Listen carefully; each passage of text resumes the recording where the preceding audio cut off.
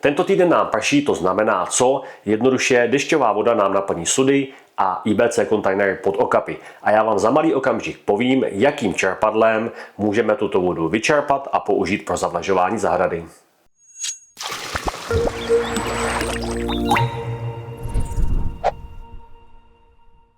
Pepavých Pumpy Shop, dobrý den. Tím čerpadlem, které vám dnes chci doporučit, je náš set Ganis Rain 1.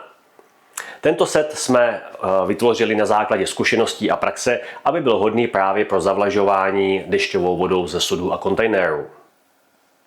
Set nám obsahuje toto kovové čerpadlo o průměru pouze 101 mm, to znamená projde každým otvorem.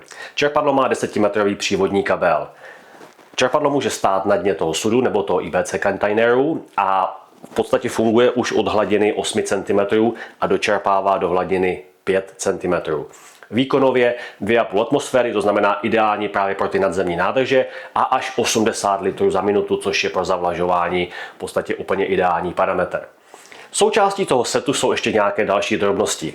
Tím hlavním je 25 metrů kvalitní české PVC hadice od firmy Valmont z Valašského Meziříčí, která má na sobě rychlospojky a tento postříkovač, který může fungovat jak sprchově, tak proudově. A samozřejmě nějaké drobnosti, to znamená ventilový nástavec, vsuvka, teflonová páska, abychom to mohli přidělat na sebe a mohli začít používat.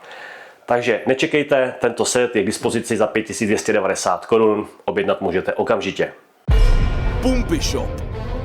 Nejširší nabídka čerpadel. www.pumpy.shop